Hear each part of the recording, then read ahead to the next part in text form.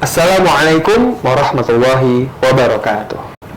Bismillahirrahmanirrahim. Alhamdulillahirrabbilalamin. Ar-Rahmanirrahim. Puja dan puji syukur kita panjatkan kepada Allah Subhanahu wa taala karena berkat rahmat dan karunia-Nya jumpa lagi di podcast Masjid Agung Al-Azhar. Dari Masjid Agung Al-Azhar membangun peradaban. Allahu Akbar.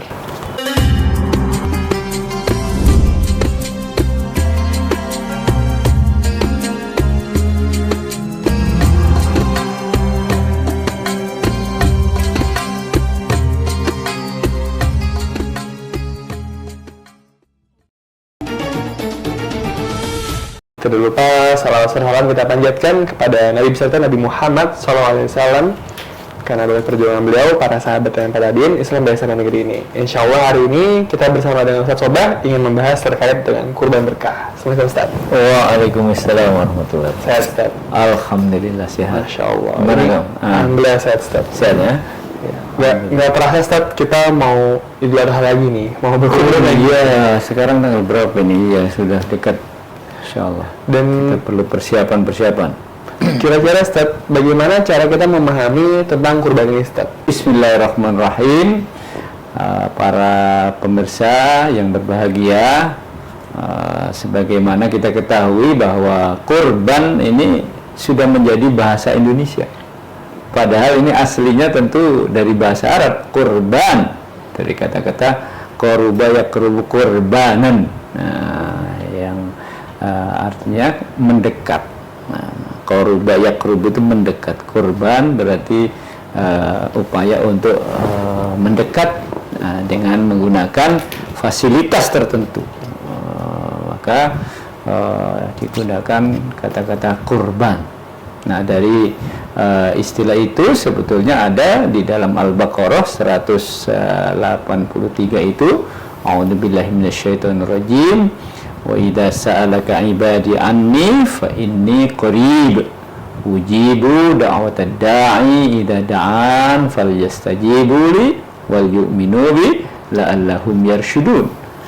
Bila hambaku bertanya kepada engkau tentang aku, fa inni qarib, maka katakan bahwa aku itu dekat.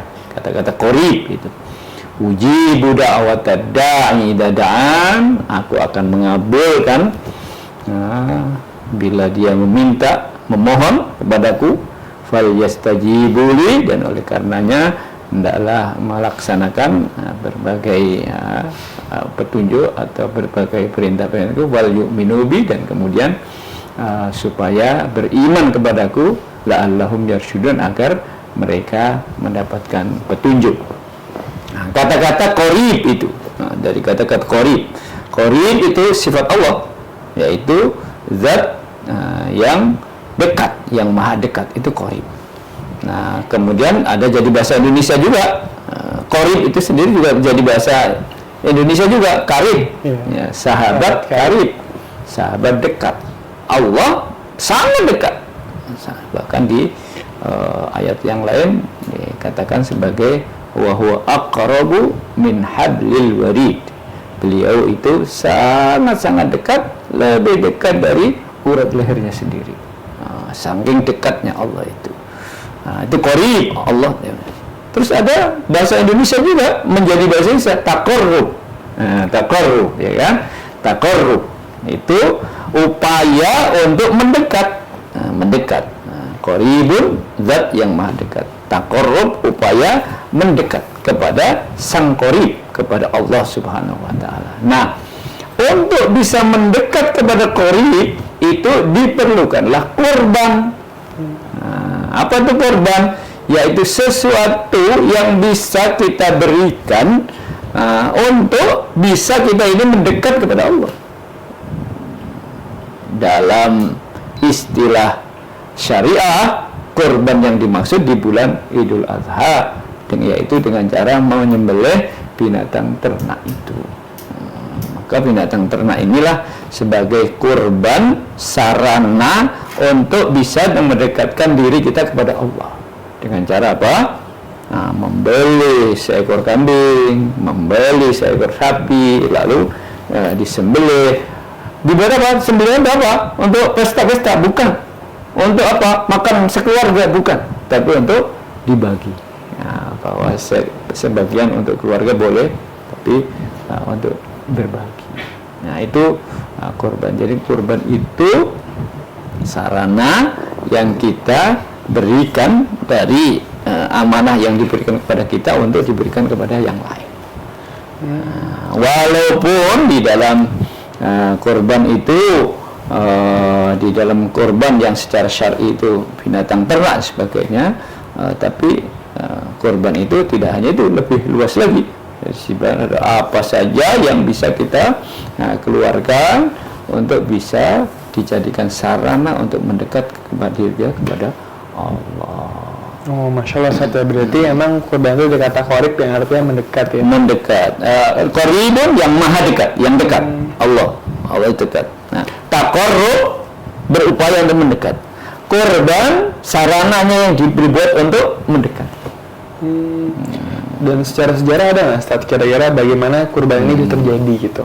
Iya, dalam sejarah manusia yang paling kurban, yang paling awal itu adalah dua anak Adam. Siapa itu? Habil dan Qabil. Nah, Habil dan Qabil disuruh untuk berkurban. Habil dan Qabil berkorban. Apa yang terjadi? Ini Qabil seorang peternak, Habil seorang petani. Nggak peduli apa kerjaannya, entah petani, entah peternak, korban diberlakukan kepada semua. Diperintahkan untuk berkorban. Tapi apa yang terjadi? Qabil ini mengorbankan yang kurus, yang sedikit, yang diambil binatang yang jelek, yang sementara yang Habil mengorbankan sesuatu yang dari panenannya yang benar. Maka siapa yang diterima? Yang diterima adalah yang Habil dari korbannya itu, sementara Qabil tidak diterima. Karena tidak diterima, marah si Qabil ini, akhirnya dibunuh.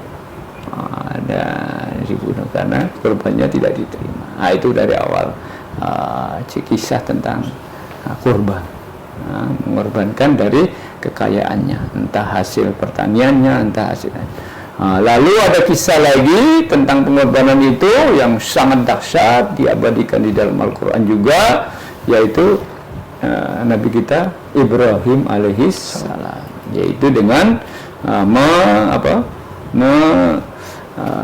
mengorbankan anaknya sendiri, anak satu-satunya, masih baru beranjak dewasa, masih remaja, tapi diperintahkan untuk dikorbankan.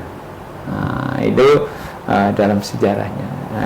Tapi kemudian tidaklah dikorbankan secara fisik manusia, yang dikorbankan justru kemudian adalah kabus, kambing, digantikan dengan kambing. Maka kemudian diabadikan dalam proses ibadah haji, bahwa setelah melaksanakan ibadah haji kemudian dianjurkan untuk memotong, menyembelih binatang ternak.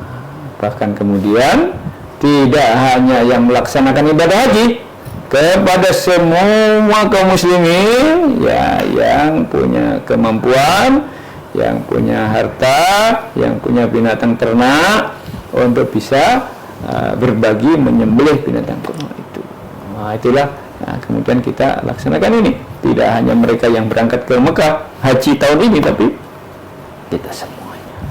Oh gitu, Ustaz. Berarti tujuan dari kurban kira-kira adakah selain dari untuk mendekat gitu? Apakah mungkin tiap orang punya hajat, ya udah biar Allah kabulin bisa berkurban gitu, Ustaz?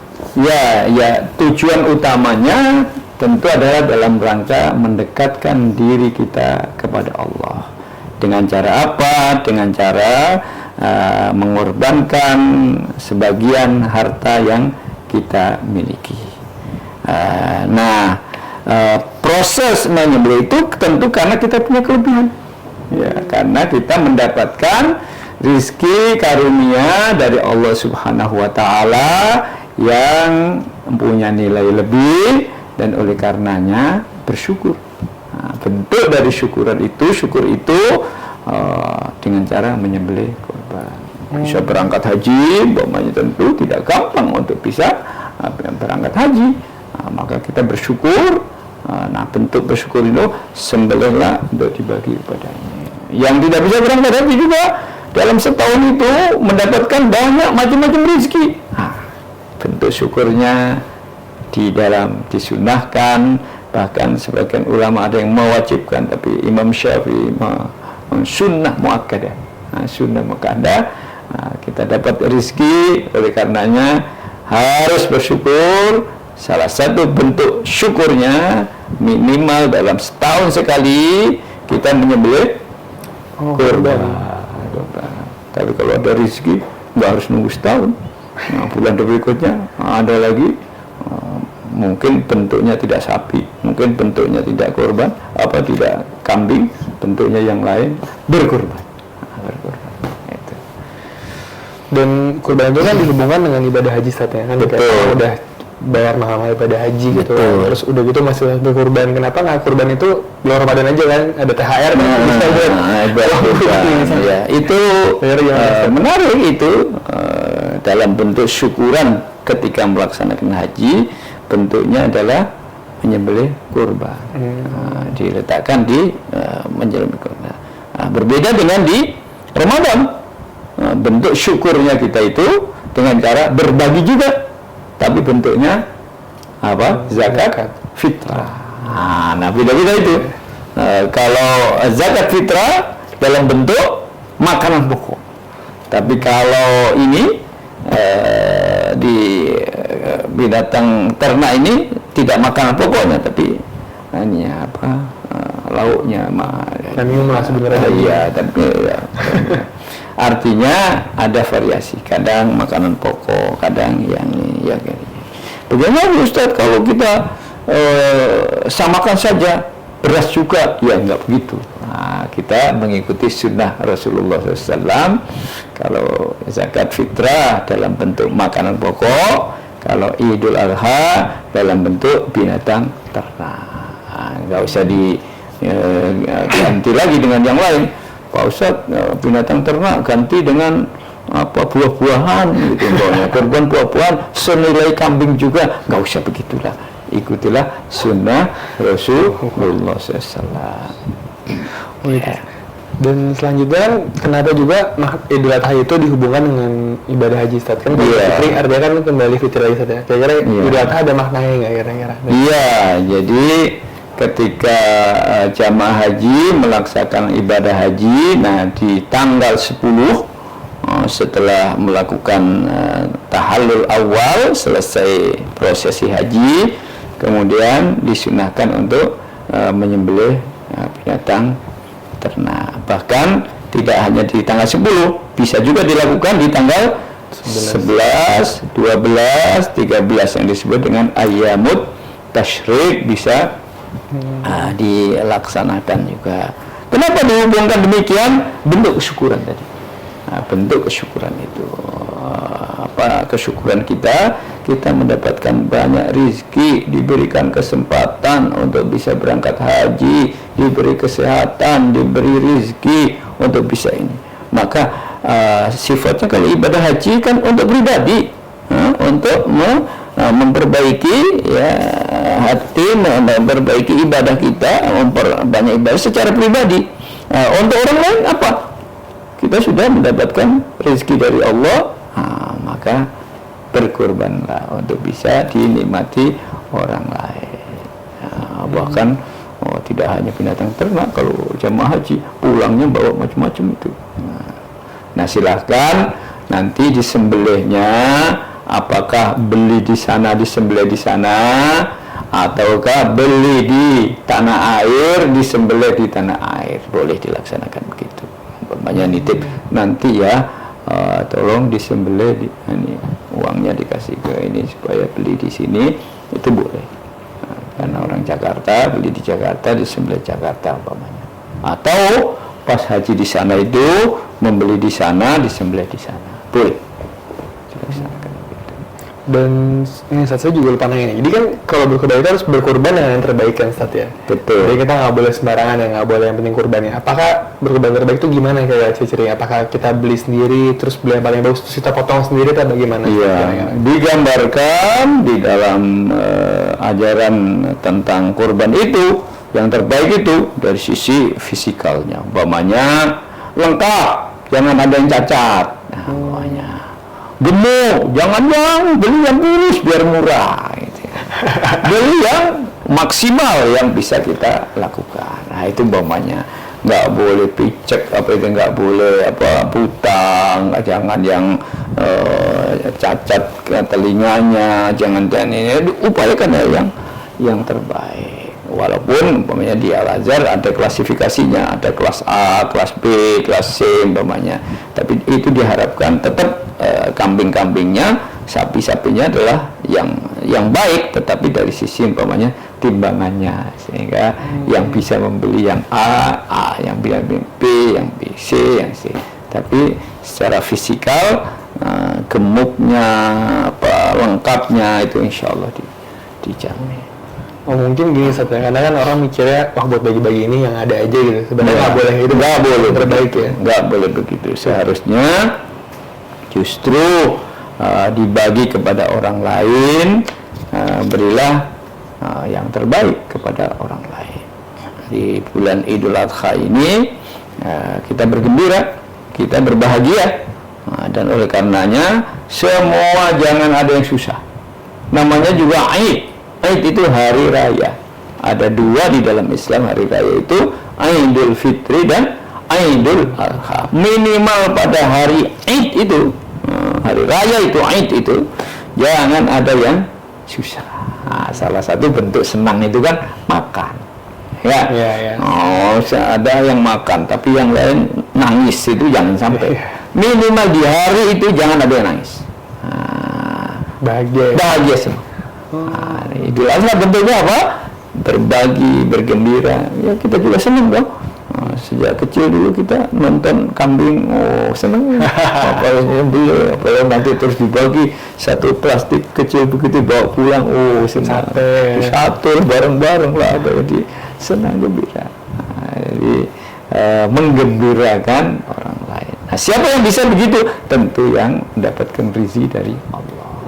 Maka jangan hanya kita yang dapat rezeki dari Allah yang senang, tapi yang lain juga. Maka oleh karenanya nggak boleh dimakan sendiri, harus dibagi kepada yang lain, kepada dirinya yang punya boleh memakannya, kepada fakir miskin boleh memakannya, kepada sahabat-sahabatnya juga boleh menerima. Ya.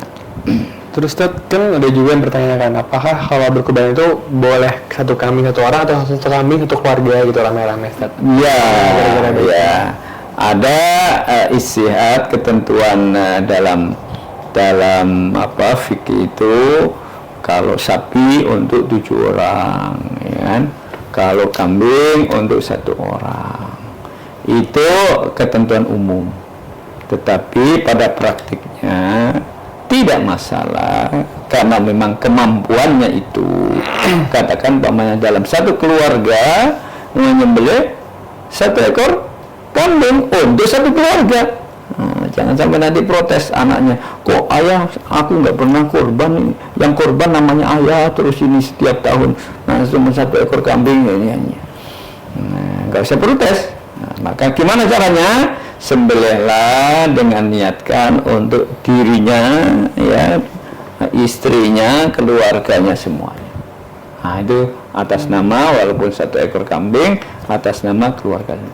Tapi kalau punya kemampuan, umpamanya keluarganya ada 7, umpamanya sembelih sapi, umpamanya 7. Bagaimana Pak Ustaz? Keluarga hanya 4, tapi menyembelih sapi, apa sah? Boleh. Rasulullah dalam prakteknya pernah menyembelih 1 ekor kambing untuk dirinya dan umatnya. Tapi Rasulullah juga pernah puluhan ekor onta menyembelih untuk dirinya, keluarganya, dan umatnya juga. Nah, berarti kalau nanti Mas William umpamanya tiba-tiba motong 2 ekor sapi, ya boleh aja. Untuk siapa? Untuk saya dan keluarga saya, boleh saja. Dan ini apa, takmir al-azhar. Takmir al-azhar, boleh saja. Nah, sekarang ada budaya bagus. Jadi 1 ekor sapi begitu mendaftar apa nih? 1, 2, 3, 4, 5 sampai 7. Nah, nanti dibuka 1 ekor sapi lagi, 1, 2, 3, 7. Boleh saja. Nggak kena Ustadz, ini sapi hanya sampai batas terakhirnya, sapi yang keempat ini cuma 3 orang nih. Ya udah di patungan hanya 3 orang saja dengan boleh saja. Boleh saja. Karena yang Allah terimanya itu bukan dagingnya saja, tapi ketakwaan. Iya. Dan yanalallahu luhumuha wala dima'uha walakin yanalu taqwa minkum. Jadi Allah tidak menerima daging maupun darahnya dari kalian ketika kalian menyembelih itu, tapi yang diterima oleh Allah adalah ketakwaan kamu. Bedanya sama buat berhala saja ya. Beda dengan berkorban untuk berhala, untuk dewa-dewa zaman dulu sebelum Islam. Ya, motong kambing, daging darahnya untuk dewa. Padahal itu nggak ada itu. Nggak ada begitu, nggak ada Tuhan di pohon, itu nggak ada. Makan ditaruh di bawah pohon begitu, nggak ada itu. Kalau dikasih orang buat dimakan. Nanti yang makan anak-anak itu yang begitu taruh situ diambil oleh anak-anak dimakan. Tentu itu tidak dibenarkan dalam Islam, itu kemusyrikan yang terjadi. Dan selanjutnya untuk kurban yang berkah itu, apakah kita kasih daging aja biar dia ngelola, atau kita kasih udah jadi misalnya jadi sate, jadi dalam sunnahnya kurban itu dibentuk dalam dibagi dalam bentuk daging. Nah, jadi disembelih kemudian renca-renca dibagi dalam bentuk. Tapi bahwa sebagian dari daging itu dibuat untuk panitia umpamanya, dimasak kemudian makan bersama atau aneh, boleh. Dan juga Ustaz, kan sebelum Idul Adha itu kita sholat Id dulu ya, berkurban. Kira-kira adakah maknanya Ustaz, nilai filosofisnya atau sejarah Islaminya itu Ustaz, kira-kira? Iya. Ini kurban di dalam Islam. Bahwa materi yang dikorbankan itu tidak hilang begitu saja sekedar materi, tetapi harus diikuti juga materi tadi dengan nilai spiritualnya. Ini menarik bahwa semua ibadah di dalam Islam itu begitu, sampai bentuk ibadah yang sifatnya materi, memberi, membagi kepada orang lain, itu ada dimulai dengan unsur hati dulu. Hati, umpamanya harus ada ikhlas, umpamanya harus dimulai dengan bismillah dan lain sebagainya, kegiatan yang sifatnya niat dan sebagainya lillahi ta'ala. Bahkan ini Idul Adha tidak hanya mengucapkan bismillah waktu nyembelih, tidak hanya niatnya yang ikhlas dalamnya, tetapi bahkan dimulai dengan suasana yang sangat spiritual. Apa itu? Sholat. Setelah sholat mendengarkan mendengarkan khutbah itu, mendengarkan nasihat itu dari khatib itu. Tentu nasihat-nasihatnya berkaitan dengan haji, berkaitan dengan kurban. Nah, berikutnya kemudian masyarakat menyembelih kurban itu setelah pulang. Baru jadi memadukan dalam ibadah di dalam Islam itu selalu saja memadukan unsur yang sifatnya rohani dan materi, dan yang sifatnya tidak boleh dalam ibadah itu hanya materi saja tanpa rohani, atau rohani saja tanpa diikuti dengan katakan umpamanya sholat. Nggak boleh sholat itu hanya iling saja, sudah tanpa melibatkan fisik. Maka ada fisik dan begitu pula yang sifatnya fisik, umpamanya zakat, berbagi, tidak boleh hanya sekedar menyerahkan materi itu kepada fakir miskin, tidak boleh. Harus diikuti dengan hati spiritual yang tulus, yang ikhlas, yang senang membagi itu. Termasuk ibadah haji itu. Haji itu mengeluarkan tenaga secara rohani maupun secara tenaga fisik untuk bisa melaksanakan. Termasuk harta benda kita. Nah, yang nggak bisa berangkat ibadah haji di sana, ada di sini di Indonesia melaksanakan prosesi ritual peringatan atau ibadah Idul Adha. Nah, proses itu ada yang sifatnya spiritual, vertikal, sholat Idul Adha. Tapi ada yang sifatnya horizontal, berkorban, bagi-bagi kepadanya. Dua-duanya adalah sebuah kesatuan, ya, sebuah kesatuan. Ada yang sifatnya vertikal, ada yang sifatnya horizontal, ada yang sifatnya spiritual, ada yang sifatnya sosial. Tidak boleh hanya satu, sosial saja, nggak ada nilainya.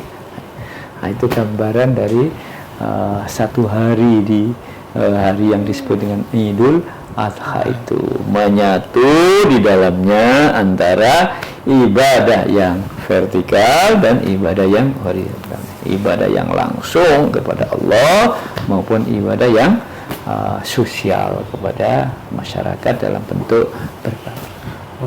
Berarti seperti isyarat bahwa sebelum memulai sesuatu walaupun secara materi, ingat dulu, gitu. Sholat dulu. Nggak boleh kita berbuat sosial, ya, kerja sosial, berkegiatan sosial itu tanpa menghadirkan Allah di dalam diri kita.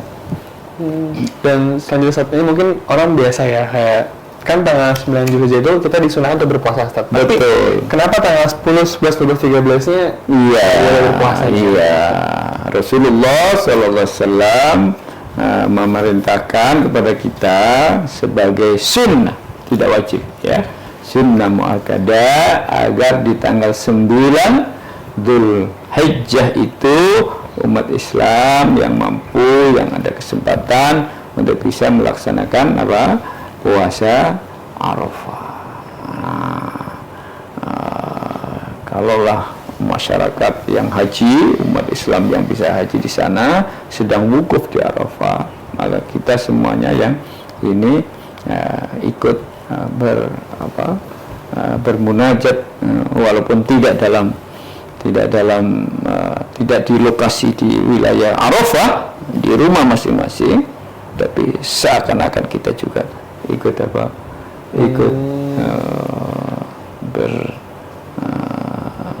bertakarrub kepada Allah di padang Arafah. Bentuknya apa? Puasa. Berbeda dengan tanggal 10. Tanggal 10 itu Idul Adha. Tanggal 10 itu hari raya. Hari raya bergembira, jangan ada yang nggak makan. Entah nggak makannya karena miskin, entah nggak makannya karena puasa. Jadi ya simbol dari bergembira itu ya makan. Maka tidak boleh ada yang berpuasa. Masya Allah, indah sekali ajaran Islam itu. Ketika bergembira semuanya makan-makan, ya jangan sok jaim puasa sendiri. Ini bahkan untuk hari raya dan hari-hari tasyrik. Karena hari-hari tasyrik itu masih hari-hari menyembelih, makan-makan hasil dari kurban tadi. Maka kegembiraan itu diwujudkan dengan makan, diwujudkan dengan makan. Saya nggak makan, jangan nggak makan, makan walaupun sedikit, nggak boleh puasa. Nanti masih ada waktu untuk berpuasa di hari berikutnya. Itu ini semua. Apalagi yang nggak punya, nggak boleh nggak makan. Tugas yang punya untuk memberi mereka yang tidak makan itu. Betapa indahnya ajaran Islam. Ketika hari raya Idul Adha maupun Idul Fitri, kita bahas ini sekarang Idul Adha, maka umat Islam bergembira, senang-senang. Simbol dari bergembira itu makan. maka jangan ada orang yang tidak makan karena saking susahnya. Susahnya mencari makan sampai kemudian tidak bisa makan.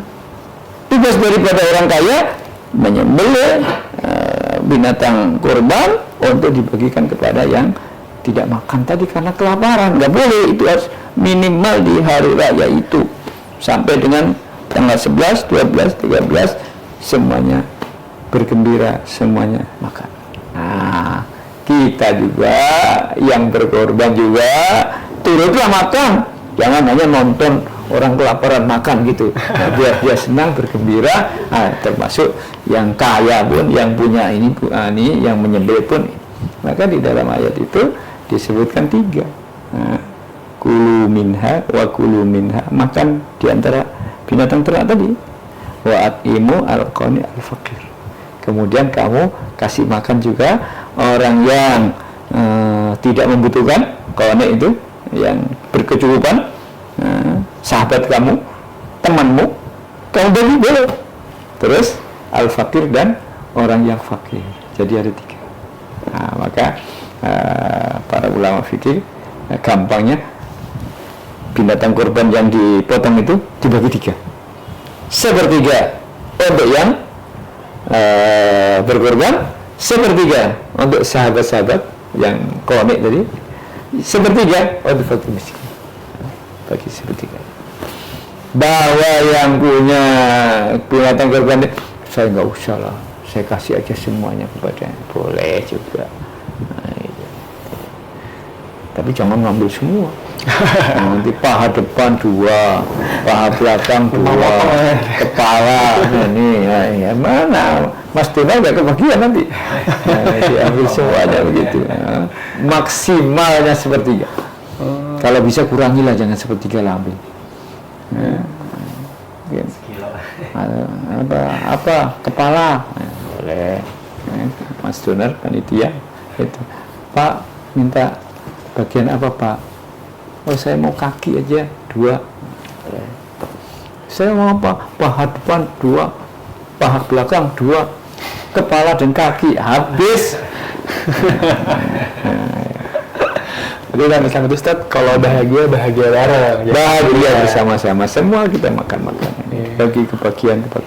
Pastikan jangan ada yang tidak kebagian. Tugas panitia nih, panitia masjid, musola, penyelenggara ini untuk membagi secara adil ya, proporsional kepada mana ya, daftar di RT, di RW kepada ini ya. Nah, siapa kira-kira yang layak dibagi ya. Dan mungkin terakhir Ustaz, kira-kira kalau sampaikan pesannya kepada para jamaah di rumah, mungkin abang kakak ayah bunda mungkin juga lagi di jalan dengerin ini, kira-kira bagaimana cara kita biar bisa melaksanakan ibadah dengan baik dan benar dan juga berkah melimpah gitu. Ya sahabat sekalian, ini momen yang belum tentu saat Idul Adha tahun yang akan datang kita bisa melaksanakan. Oleh karenanya momen yang sangat penting ini pastikan kita bisa berkorban. Upayakan. Kalau ada niat, kalau ada kemauan, pasti bisa. Saya sempat menghitung berkaitan dengan berapa sih saya bikin besar saja umpamanya. 1 ekor kambing itu 5 juta. Nah, 5 juta itu kalau dibagi 12 sampai dibagi lagi itu hitungannya satu hari itu berapa kemarin itu 14.000 kalau dibeliin bakso berarti 1 mangkok itu pun bakso yang ini. Kalau bakso yang lebih mahal lagi ada yang ini, katakanlah bakso 1 bang. Kalau mau ada niat keras, ada kemauan keras, dalam 1 tahun itu setiap hari ambillah uang 15.000, taruh di celengan. Nah, itu bisa berkorban. Dengan kambing yang gede 5 juta sudah cukup besar. Kalau ada kemauan. Momen penting ini upayakan setiap kita bisa berkorban, karena ini sebagai simbol bagi kurban-kurban selanjutnya. Kalau bisa dalam momen Idul Adha ini menyembelih binatang ternak kurban, maka insya Allah diharapkan di setiap bulan berikutnya, kalaulah kurbannya tidak dalam bentuk kambing, belum sapi, tapi bisalah kita berupaya untuk berkurban, mengorbankan harta kita untuk pembangunan masjid, untuk pembangunan sekolah, untuk pembangunan sarana umum, untuk berbagai ini, mengeluarkanlah makanan untuk dibagi ini, macam-macam kurban bisa kita lakukan. Bisa dalam bentuk kurban harta kita, bisa dalam bentuk kurban tenaga kita, bisa dalam bentuk kurban pikiran kita, bisa dalam bentuk kurban hati kita. Korban hati itu korban perasa. Bisa berbagai korban bisa kita lakukan setelah dimulai dengan melaksanakan korban binatang ternak di 10 Dzulhijjah atau di hari raya Idul Adha itu. Mudah-mudahan dengan demikian rezeki kita berlimpah, Allah mempermudah urusan kita, Allah memperbanyak karunia dan rezeki kita. Nah, dengan demikian ada keberkahan dari harta yang kita miliki itu, karena setiap kita mendapatkan rezeki, setiap kita mendapatkan karunia dari Allah, setiap itu pula kita mengeluarkan, ada yang untuk zakat, ada yang untuk sedekah, ada yang untuk infak, tapi ada yang juga untuk kurban. Kurban ini juga bagian dari infak, bagian dari sedekah. Saya kira itu yang bisa disampaikan. Terima kasih. Syukran, Ustaz. Baik, Afwan. Makasih pada abang, kakak, ayah, bunda yang sudah nonton YouTube Masjid Al-Azhar sampai akhir. Jangan lupa like dan subscribe, dan juga bagi abang, kakak, ayah, bunda yang ingin berkurban bisa juga berkurban langsung di Masjid Al-Azhar, bisa kontak langsung kami. Dan makasih atas perhatiannya, dan wassalamualaikum warahmatullahi wabarakatuh dari Masjid Al-Azhar, membangun peradaban. Allahu Akbar.